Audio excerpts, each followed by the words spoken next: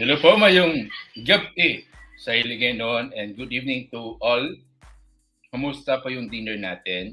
8:30 Philippine time. Coach Linin Hu here. Katapos ko lang po ng dinner, medyo loaded po for tonight but I'm so excited because I'm about to share to you one of the most searched topics and one of the problems right now, and that's belly fat.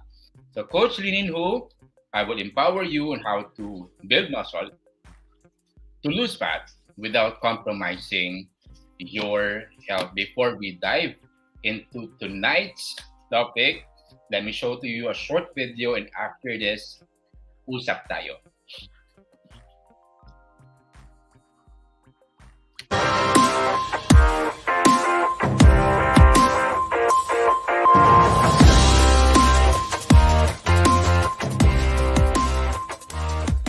Three, two, one.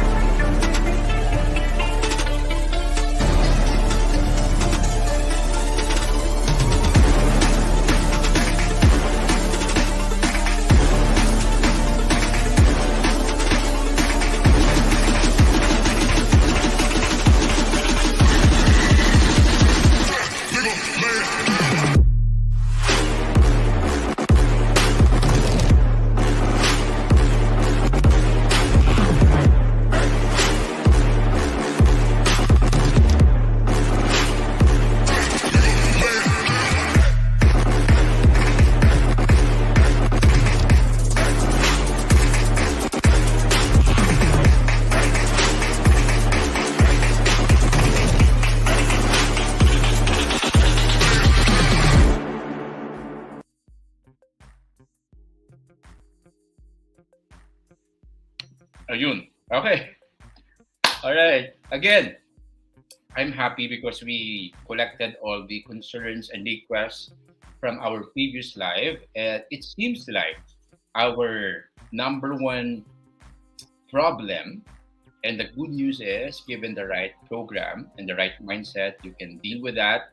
Number one problem and how the number one concern is how to build muscle.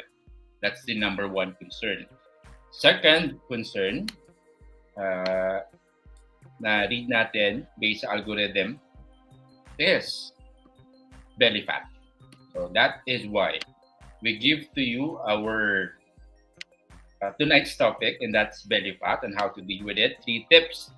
But before that, why is that? Why do you think belly fat is called stubborn belly fat? Why do you think so? Why is it called stubborn belly fat? Hello, Aljun, Coach Aljun, one of the testimonies that it's possible to build six packs in low carb. Carnivore to si Aljun, but the mindset is very, very brave and very open. That's why nakita niyo yung results na gusto niya. Why is it called stubborn belly fat? Stubborn because it's quick to store, but it's hesitant. It's not easy to let it go. So hesitant siya, hindi niya gusto mag-let go. Why do you think so? Kasi yung body natin is designed to store excess energy. Yung excess energy is your defense mechanism in times of famine. So kapag wala na pagkain, yung katawan mo will eat and will consume the stored fat. And usually where it can be found, dito sa belly natin. That's why it's called stubborn belly fat. So if you're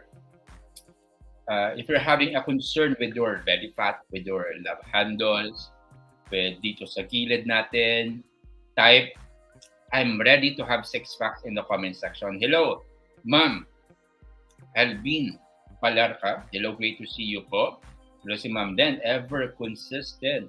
Hello Ma'am Den, great, always happy to see you here. Hello, Sir Noel, one of the testimonies then that it's possible to build muscle while you are losing fat. So, Sir Noel, great to see you tonight. Now, as for the primary concern, as we why we store fat, especially in the center. That's the defense mechanism of our body to fight against famine, possible famine. That's why yung body natin is very, very smart. Hindi gusto na tagutom. Gusto niya makasurvive even if tagutom. Before we dive into three tips, we'll give you three tips, and these tips are proven. As always, if you do this consistently, it is guaranteed based on scientific evidence and based on the results of the community, you will achieve your goal, and that's to not convert, because you cannot convert fat to muscle pala, okay? To burn belly fat and eventually will lead you to your strong core. And if you want aesthetics like six packs, that's possible. Why possible? Because we have seen it many, many, many, many times. Before we dive into tonight's content, I'd like to ask you to increase tonight's algorithm. Again, Facebook wants to have this interaction within the video. So if you like, share this content, I'd appreciate it because Facebook will share it to other people as well. So that's how algorithm works. So to be honest, the reason why we are having this every day from Monday to Friday is because of your consistency. The more you share it, the more I'm motivated that people are being reached out because of this campaign. The campaign vision is very, very simple: to make Philippines healthy again. To make Philippines healthy again. So this is for your grandparents, for your parents, for your family, for your children and their children. If you take good care of your health, your body will take good care of you, and eventually the people around you will be influenced. That's how healthy living works. It's inside out. Now, if you can like and screenshot this event, send it to me, and you will receive magaling thing na free ebook Carboholic. That's an ebook for free workout. If you want to have it, share and then have a screenshot of this live event, send it to me, and I'll send it to you right away. But if you believe that this event is helpful for your loved ones, for your relatives, tag them in this video so that we can recognize them and eventually they can be, of course, helped through this educational content. First up, we'll have the very, very important tip, and that is number one, limit the amount of sugar. Now, is sugar the enemy? I don't think so. It's the overconsumption of refined carbohydrates like sugar. The concern and the problem with this is this: yung satisfaction level ng sugar at saka yung satiety level niya is very, very low. Meaning to say, kapag kumain ka ng ice cream, yung 1 teaspoon is not enough. You will crave for more. Tama? One fries is not enough. You will crave for more. One, ano pa ba? Yung one half ng rice is not enough. You will crave for more. Satisfaction level is very low. That is why yung appetite mo won't be satisfied then. So, that's the concern about sugar. I'm not saying you totally remove sugar from your diet. What I'm saying, usually, if you give sugar to your body, your brain, it's a matter of brain din kasi. Your brain will crave for it more. Parang yung effect na is parang drugs. Okay? I'm not sure if it's a best illustration, but the more you give your body sugar, the more siya will crave for more. So what's the best tip for this if you want to avoid and limit the sugar? Go for meals that will give you satisfaction. So if you go for grocery, for example, dito kita natin si Aljun. Si Aljun, pogi na, okay. Napaka-honest ni Aljun. Okay, pogi daw ako, but thank you for your great vision, Sir Aljun. Napaka-clear. Okay, biro lang. So, si Aljun, yung kinakain niya, mostly high in fat at saka high in protein. Those kind of food will give you satisfaction. You will feel fuller for longer. That's the best thing about eating meat. Okay. Now, if you are not into meat, go for other possibilities. What are the other options that will make you feel fuller for longer? So there's no one size fits all when it comes to food. You have to go through the process, trial and error. Si Sir Arjun, anong nangyari sa kanya, of course, hindi automatic na nag-decide siya na mag-go for carnivore diet. He went from trial and error up until nakita niya that this kind of lifestyle is workable for him. So the same thing with you. The same thing with you. Okay. Now, as for I'll share this to you. Okay, very, very important pala. Yung topic natin tonight, again, how to lose stubborn belly fat in 3 proven steps. So, tanong ko muna sa inyo. Ano yung body fat percentage natin? Dito mayroon tayong illustration sa screen. For men, we have 1 to 4, 6 to 7, 10 to 12, so on and so forth. For women, we have 10 to 12, 15 to 17, so on and so forth. So, take a look muna sa illustration dito. Now, make an honest assessment kung where ka dito na categorize. Huwag maiya, let me know in the comment section so we can assess. Ano yung body fat percentage mo? Because this is your foundation, this is your starting point if you want to lose your belly fat. Okay, let's see. Dito sa comment section. Ilang percent ka? Approximate lang, not necessarily na accurate. Fair and honest estimation. Let me know in the comment section.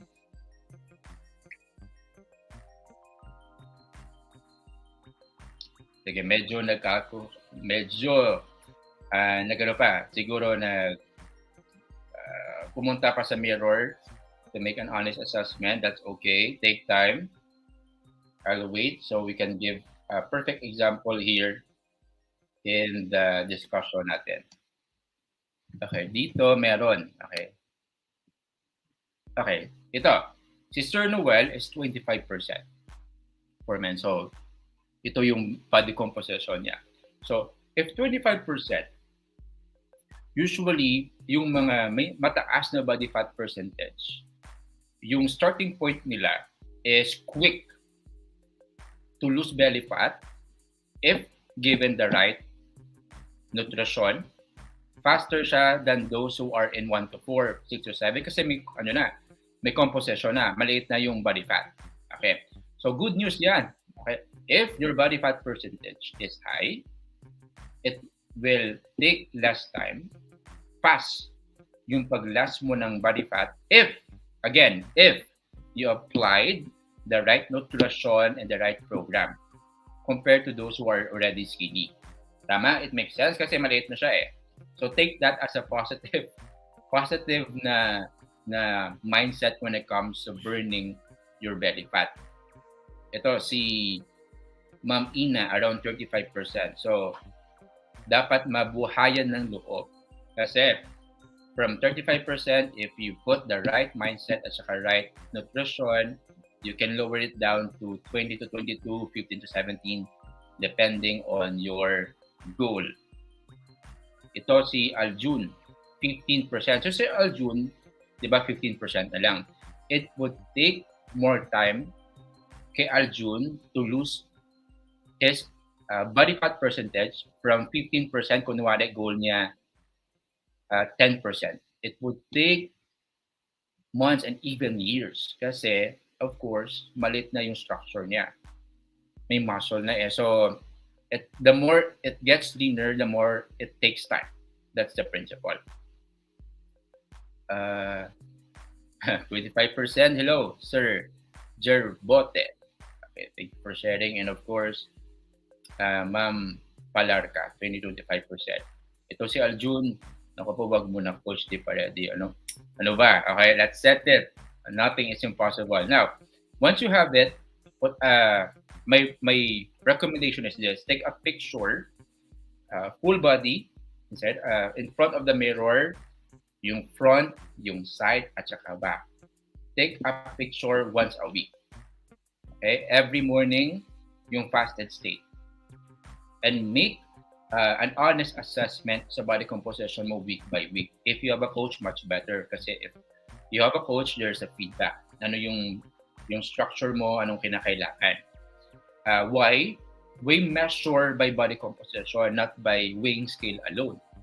May sinasabi sila na BMI. Well, that may be a helpful tool to measure if you're overweight or underweight, but actually BMI is kind of outdated.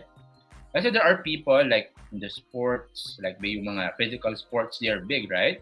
But they're masculine and lean. If you base that in BMI, most likely they're overweight, tama? So outdated na siya. So there are many ways on how to measure your body composition. One of which is body fat percentage. So again, your assignment is this. Okay, my challenge. Okay, not assignment. Take a picture of you in front of the mirror, and then if nakaubad sa lalaki, of course, much better para makita si belly fat. Okay, wag maiya kasi ikaw lang yung makakita niyan. Make an honest assessment week by week, and then measure your body composition progress. Okay, but so that you will be on the right track.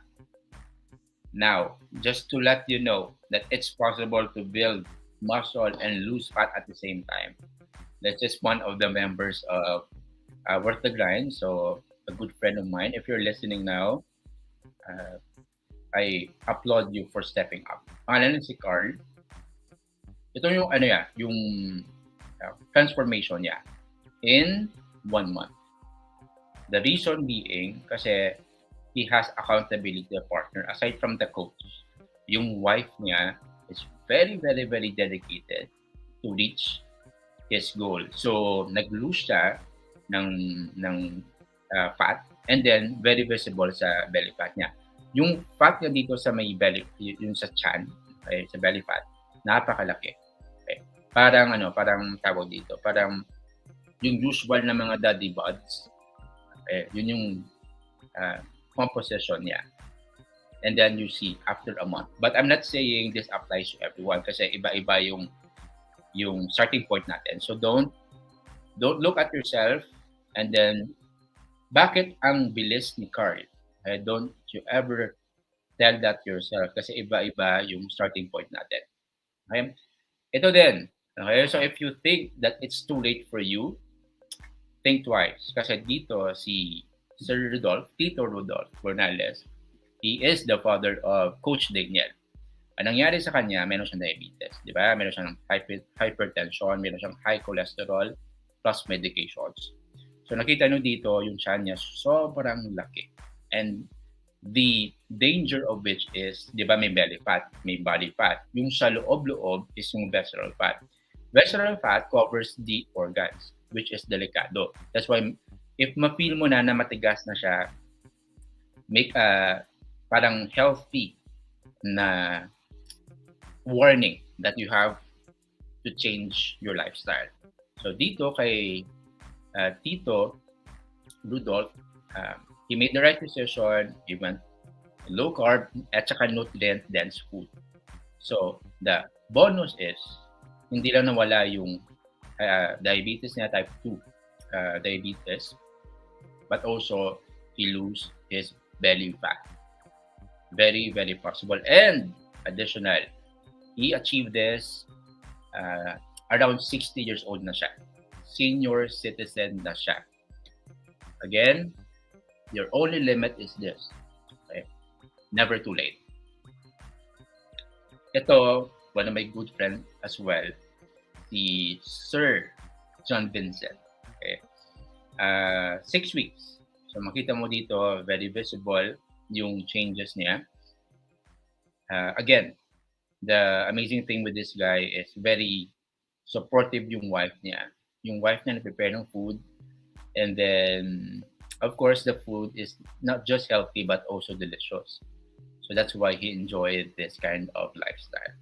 6 weeks. And again, if you believe that it's too late, this is one of my idols in the community. Ma'am Len. So, can you see? Kita nyo yung belly fat niya. Very visible yung transformation niya. So, very visible At saka, kapag makita mo dito, yung biceps niya is defined. Tama? So it's not just the belly fat, but also her overall body fat percentage. Very possible. Si Ma'am Len is very dedicated, always a student, always a learner. That's why she achieved this. Now, I'm telling you this to give you an example that if these people achieve it, you can achieve it too. But once they thought na impossible, kasi nasanay tayo na if you want to become healthy, it takes, parang super, super difficult na parang you have to punish yourself. Okay? That's the outdated na mindset when it comes sa healthy living. The right mindset towards healthy living is you have to find the suitable lifestyle for you na you won't compromise your work, you won't compromise your family time. And then in there, you can fit the healthy lifestyle. Again, hindi siya healthy diet, but it's a lifestyle. And then once you have it, actually yung healthy lifestyle is a multiplier. Why multiplier? Kasi imagine mo, if you have the right energy kasi healthy ka, you can multiply your energy sa work. You won't be sluggish. You won't be tempted to be low in energy. Your immune system won't be compromised. Also, your finances. Instead of putting all your investments sa hospital bills, and given na you're healthy, you're dedicated with healthy living, most likely there's a big possibility you will avoid that. The pending uh, tragic hospital bills. So no one wants it, correct? So mindset lang. Now once we have it, again, let me go back here sa screen natin. Very important yung mindset. So, di ba, nag-start tayo sa limiting the amount of sugar. Kasi, if you have the right mindset, you have the deep why, any yung mga strategies, yung mga tips, mga steps, hindi na siya problem. Kasi you have the deep why. If you have the why, you can bear anyhow. Tawag, quote yan from Viktor Frankl. Okay? If you have the deep why, you can, yung steps at saka mga strategies, it will come naturally. Okay? Limit the amount of sugar. Never too late. Number 2, make a way to feel satisfied without feeling deprived. One of the reasons why, and it saddens me, na we are great starters but weak finishers. Diba? Excited tayo usually mag-start ng new habit, new resolutions. Diba? Ang daming nasa gym every January. But of course, at the end of the month, February up until December, kumukonti siya na kumukonti. Why? We are great starter, but we are weak finisher. Now, the reason why most of us cannot sustain a healthy lifestyle because we don't find a way to make it sustainable. We don't make a way to make it enjoyable. So in my case, for example, I've tried many principles at saka steps sa healthy living. I've failed many times. It's not a smooth road. Marami akong pinagsisisihan. Marami akong mga bad decisions. But again, at the end, it's the consistency that matters. So once you develop that, it takes time. So what are the ways on how you will make your food satisfied? One of which is fiber. Fiber from avocado, from broccoli, from leafy vegetables. So fiber will make you feel fuller for longer. That's the principle. The same thing with protein. If you have enough protein, you won't crave for unnecessary dessert. That's the principle. So don't be afraid to put something in your meals. Kunwari, meron akong mga condiments dito. So hindi nawawala yung condiments ko dito, yung cayenne pepper. So that works for me kasi gusto ko ng maanghang. Also, garlic powder, hindi siya nawawala. Also, yung paprika. You like paprika? What other condiments do you like? Place it in the comment section. Sharing is caring so others will have an idea. Ano yung mga nilalagay nyo para tanggal umay? Also, I put thyme. Okay, thyme. Ano pa ba? Of course, hindi nawawala si salt. Nandyan parati yan. Also, yung chili flakes. Okay. Always a lover of spicy meal. So that works for me. How about you? Place it in the comment section. Also, from time to time, I put some oil in my meals, like olive oil. Okay, medyo may kamahalan lang. So I switch to coconut oil from time to time. So kanya-kanyang diskarte yan. Ano mga ways, again, for you to enjoy your meals? You don't need to stick to a parang boring na diet. Okay, na pagkain. Again, it will be difficult for us to sustain a healthy lifestyle if pinipilit natin yung self natin, pinapunish natin yung self natin. Di ba? You won't really stay for long if you don't enjoy your meals.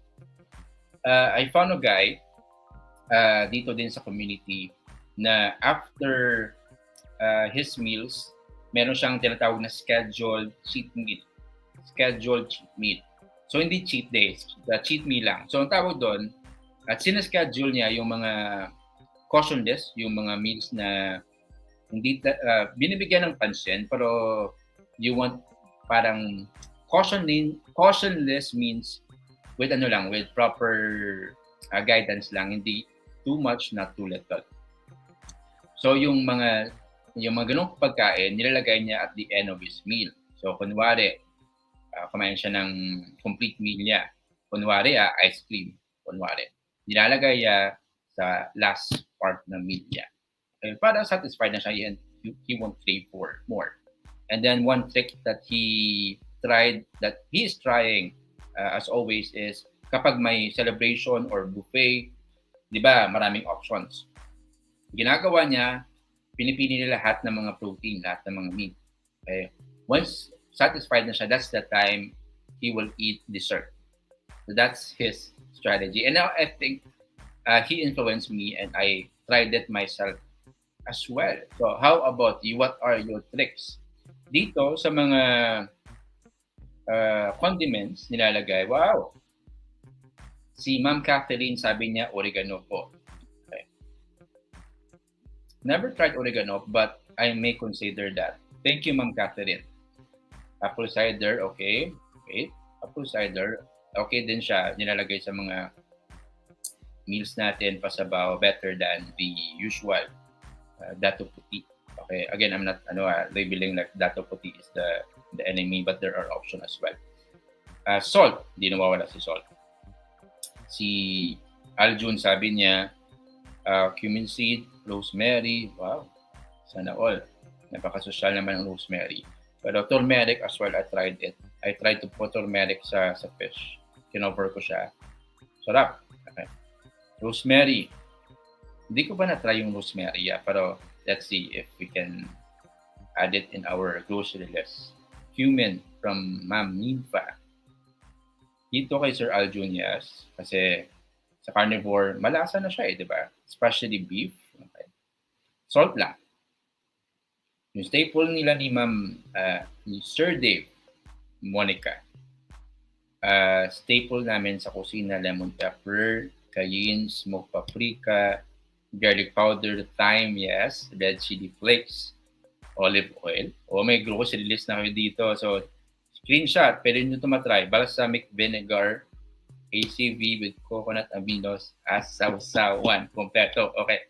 So, dito, hindi lang siya low carb but also nutrient. Then, so you may want to copy this. Thank you, Dave. Thank you.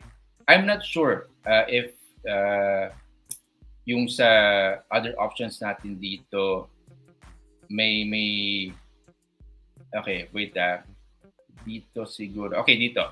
Si Rizali, Ventura, coriander, black and white pepper, at saka peppercorns. Wow. So see, there are many options when it comes to make your food tasty and healthy. So you don't believe the lie. Now, if you want to be healthy, you have to punish yourself. You have to eat boring na food. Creativity lang yan. So it's an art. Okay? Again, enjoy your meals. Eating is celebration. So we don't want na pumunta ka sa mga gathering mo with your friends na hindi mo na ma-enjoy yung meals mo with them because of the too much na parang paranoid na tayo sa meals. We don't want that. We want to enjoy our meals, and there's a way to do it. All right. And we'll end with this last tip, weight training. Why weight training is very important if you want to lose belly fat. If you have enough muscle, okay, muscle, again, we will repeat this, very, very important. Muscle is the largest organ, meaning to say, if it's the largest, we should put priority to it. And, kunwari, okay, meron kang investment, di ba? Kunwari, 100 million pesos. And then you set aside around 45 million to your investments sa franchise. And the rest, the 55 million, spread mo siya tag 5 million each to various na investments. Di ba yung franchise na 45 million, 45% of course, of 100 million, it kumaga occupies a big chunk of your effort, of your time, kasi malaking nilagay mo dyan eh. Tama? The same thing with our body. 45% muscle, di ba? Largest organ siya. So we should put necessary time to it. But I'm not saying the rest is useless. Both of them, all of them are equally important. But the bad thing is, underrated yung muscle. Kasi sabi, kapag may muscle ka, tawag dito, masamang tingnan. Para kang wrestler or para kang mandurugas or parang bad boy ka. So it's not about that. Aesthetics, yes, but it's about health. Because if you have enough muscle, what are the benefits? Number one, you are insulin sensitive. Meaning to say, your body, especially your cells, can absorb nutrients kasi insulin sensitive ka. The opposite is insulin resistant. And that will happen if your body will release, yung pancreas, will release insulin up to the point na too much na siya. Okay? Because of frequency of meals. And because of meals na nag-trigger ng insulin spike. One of which is yung mga high-carb meals natin. So, kapag insulin resistant ka na, your body will start to store fat. Okay? Kasi yung insulin is the hormone for storing fat. That's why, if you have enough muscle, you can combat that. You will become insulin sensitive. Ano-ano pa yung benefit if you have enough muscle? Your metabolism will be increased. Meaning to say, okay, your food will be used right away for energy. That's it. And then your cell will function properly, not just for consumption of extra calories, but also to convert. Meron kang storage kumaga for extra glycogen from your meals. So meron kang reserva. Okay, that's why sa mga taong very athletic, sobrang carb kinakain, pero they don't look like na nag-increase sila ng weight. Di ba yung mga athletes natin? Some of them are eating a lot of carbohydrates, but still, because of their training, the nature of their work, they don't look like na they gain weight. In fact, they have six packs and their physique are very stable. That's the reason why weight training is very, very important. And as well, we have to realize na if you are into weight training, you have to make a balance between cardio and weightlifting. Cardio is different from weightlifting.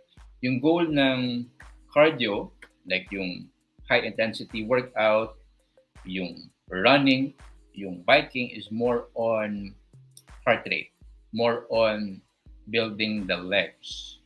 It's more on burning calories. Okay? Yung weightlifting is more on triggering muscle growth. It's more on resistance training.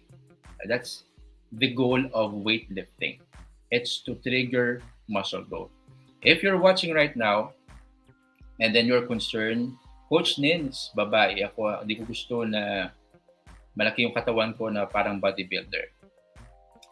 I'll be the first person to tell you na you won't have that physique kasi sa babae, it is difficult for you to build muscle compared sa lalaki. It would take years and years And even the atleta, the those who invested like their whole life in weightlifting, they don't look like bulky at all. Some of them, yes, kasi merong tinatawag na tinutusok, parang growth hormone, okay? Parang steroids, and we don't recommend that for you if you will go sa route ng natural na uh, body composition. So you don't want to have that route. Now, given that principle, don't be afraid to lift weights because that's very important. And to end that, I approached Doc Brian last 2 days. So Doc Brian is, of course, a pediatrician. At the same time, he competes sa triathlon. Diba, triathlon is a very challenging sport. You will run, you will swim, you will bike, diba, for many, many hours. Sabi niya, yung race daw will start around 6 a.m. And then guess what? What time ang race mag-end?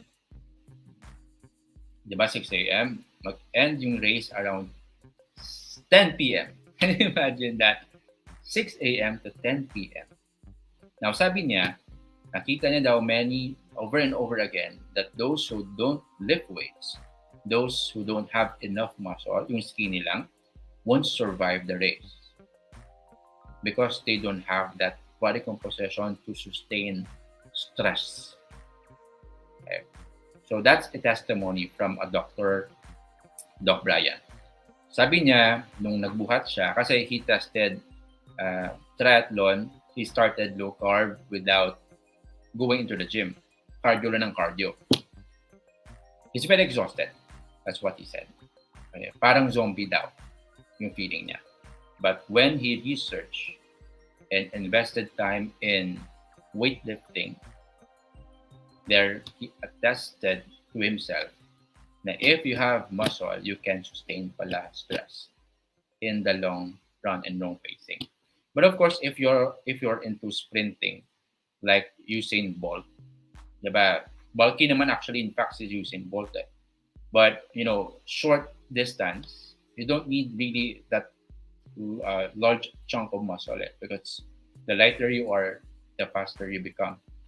But again, the point of the matter is, if you have enough muscle, you can sustain stress. Yes? Okay. Now, let me entertain some questions from the community again. Let me review while you are thinking of your question. Number one is limit the amount of sugar because it's addictive. That's it. 1 teaspoon of ice cream is not enough. You will crave for more. That's the reason why you have to limit it. Number two, make a way to feel satisfied without feeling deprived. Be creative with your meals. And lastly, weight training. Very important to increase your metabolism, to become insulin sensitive, and of course, you have extra. If you have extra muscle, you can sustain stress. And then let me end with this very important point. What if Coach Nins, I want lang na yung belly fat ko lang yung mafokusan ko. I won't touch on my shoulders. I won't train on my biceps. I won't train with my chest. I will disregard legs. There is no such thing as spot reduction. Yung spot reduction is you focus lang on one area, then you disregard the rest. Yung body natin is like, I know this is not a best illustration, no? Parang balloon siya. Okay. Kapag kumonti yung hangin sa balloon, di ba, mag-shrink siya overall. Di ba? Yung structure ng yung balloon as a whole. The same thing with our body. It functions and it works as a whole.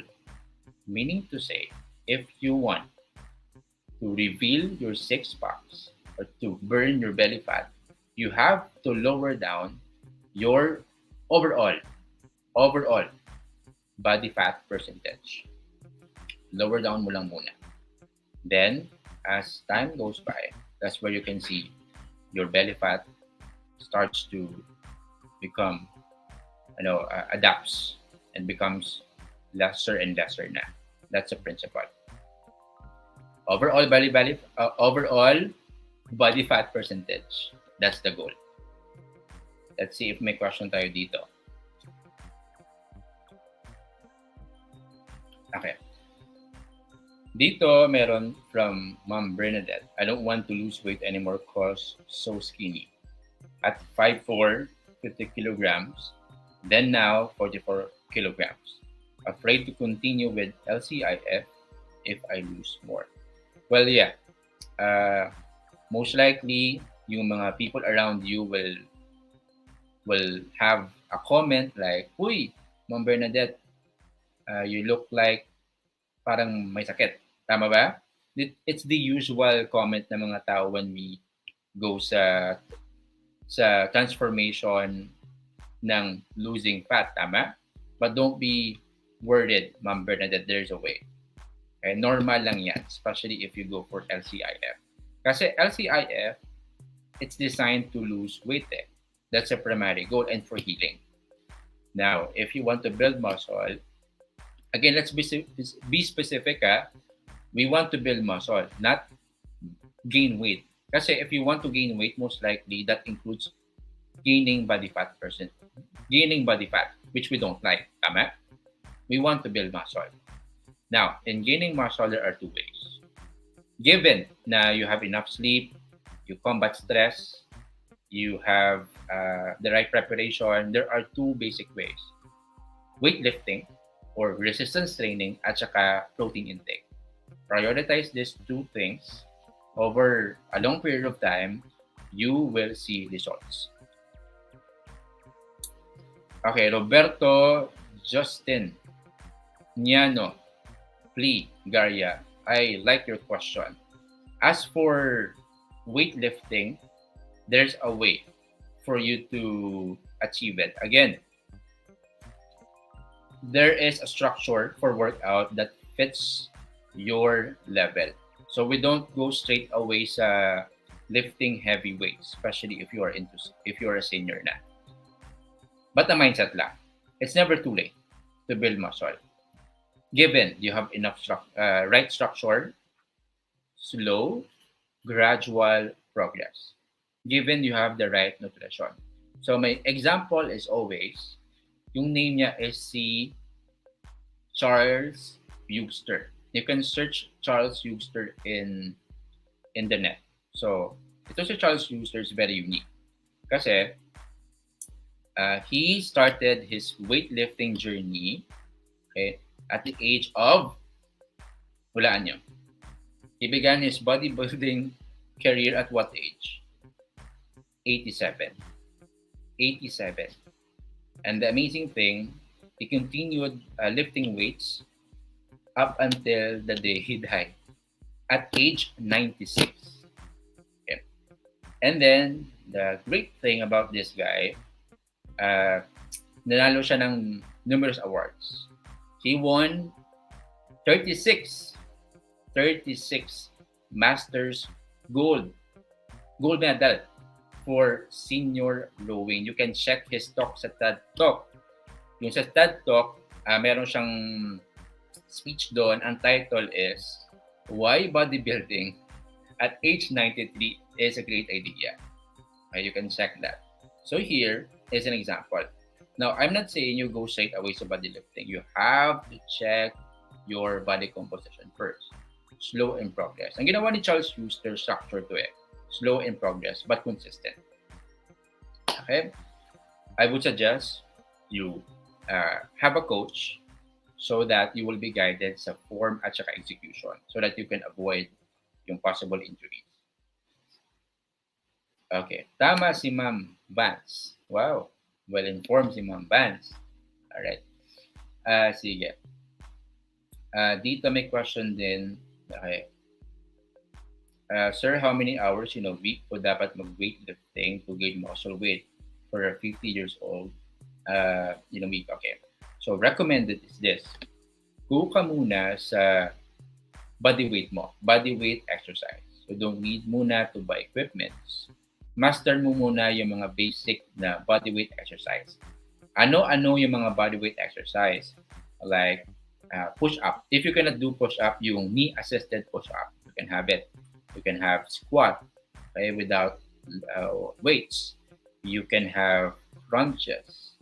You can have different kinds of push up. Then there are more than 10 kinds of push up targeting different kind of muscle.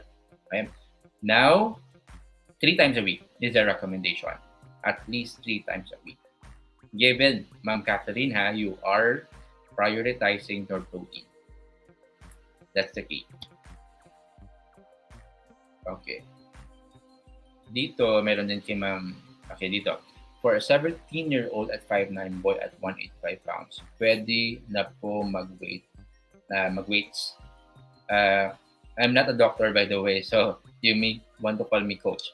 13 years old, 5'7", at 160 pounds.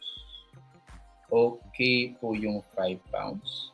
Our boys wanted to know. Okay. So this is the principle. Yung sa mga teenager natin, usually yung metabolism nila is very fast. Okay. Now, given na may activity sila, and then yung right nutrition nila tama lang, they will lose weight. That's the usual tendency. But if nag-gain weight, even if may activity siya, lahat-lahat ng ginawa mo, that's where we can consider lifting weights, but with minimal weights lang. Kasi, of course, there are studies with this, and when it comes to studies, isa sa mga mindset daw is wag ka magbuhat kasi tataas ka ba. Tama?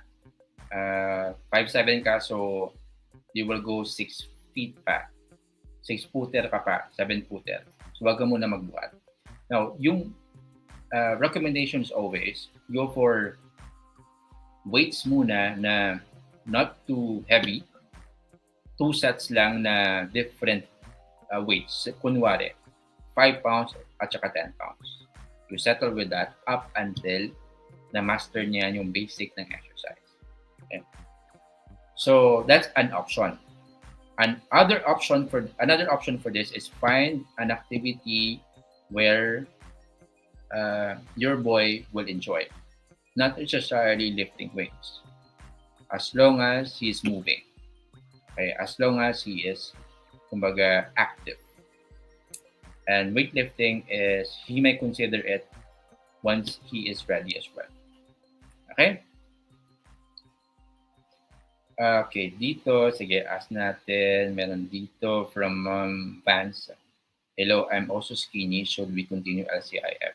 The goal of LCIF is always healing at saka weight loss. That's the usual goal. Now, if you go for low carb and fasting, there's a way as well. Si Aljun kanina, di ba pinakita natin? He went from being skinny to being macho. So, ginawa niya, nag-carnivore siya. So, low carb yun, di ba? But in-adjust silang yung protein niya. So, mataas yung protein at saka nag-lift siya ng weights. So, that's the key. So, given mataas yung protein natin at saka nag-lift tayo ng weights, you will gain muscle. I wanted to continue po for healthy body, but I think we need guidance if we continue. If you want guidance step by step at saka with the coach, you may want to click the link in my bio, Ma'am Bernadette. The team is still accepting for the month of April. You may want to consider that. Si Dave, okay, salamat po coach. Newbie here po. Our boys are lean actually, but they want tone. Yung belly area na lang ang malaki. Yes, I can relate with that. When it comes to toning, no, the principle is you cannot tone without a muscle. So if you want to tone, build muscle. Okay. Toning means building muscle. So it's a myth na you want lang na parang tone lang na skinny. So it's impossible. Build muscle and you will become toned if that's how you define toning. Yung define lang yung muscle. Okay. What else? Okay. If you have more questions, I like to hear it. Send a message to me. I'd like to hear from you, listen to your concerns, and eventually we can have it as a content in our upcoming live talk. Again, it's a great evening. Yes, my pleasure, Dave. Pleasure. Okay, it's my pleasure because when I share my ideas, we can see results, especially if you apply this. So studies will tell us 80% now of what we hear and listen will be forgotten after 2 hours or 3 hours. 80%. But if you listen, you read and apply, you will retain 90% of the knowledge. So my recommendation is this: apply it right away. Make a plan. Make it strategic. Okay? Try and try. As long as you start, that's okay. There are dito, bumps along the way. It's not perfect, but as long as you keep moving, you are in the right track. Don't quit. Keep moving. Small wins matter. Okay? Again, it's my pleasure. Coach Nins will teach you to lose fat and build muscle without compromising your health. And for those who want to reserve their slot for the month of April, the coaches in the Worth the Gain Academy are still accepting 10 clients. If you want to reserve your slot, there's a link in my bio. Connect with me, and we want to see you, to see your progress, to see your best you. See you tomorrow, same time at 8:30.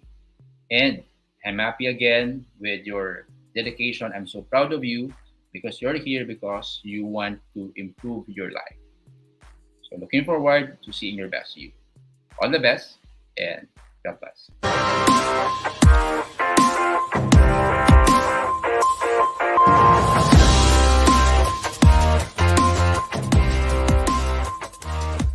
3, 2, 1.